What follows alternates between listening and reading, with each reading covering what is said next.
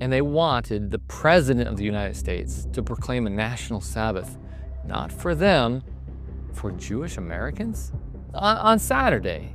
So ask yourself this, what do you think they're trying to do? They're going to ask for their day next. They're going to say, Mr. President, if Jewish Americans get a national Shabbat, where is the National Lord's Day for the rest of us?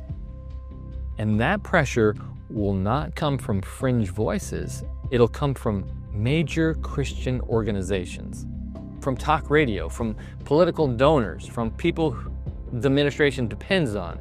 And here's the part nobody's talking about. The pressure has to be an open channel.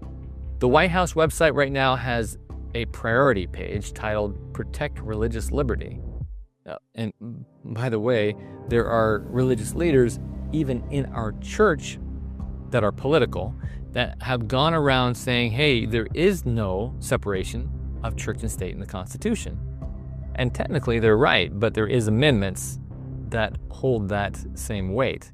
Those people who like to criticize America and criticize people in America and always talking about separation of church and state, which is not in the Constitution, by the way, do they realize that our founding document, Declaration of Independence, talks about certain unalienable rights given to us by our Creator, aka God?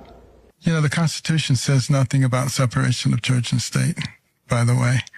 That's been distorted tremendously. We need to push back. Every time we hear separation of church and state, we need to say there is no separation of church and state. That's a lie.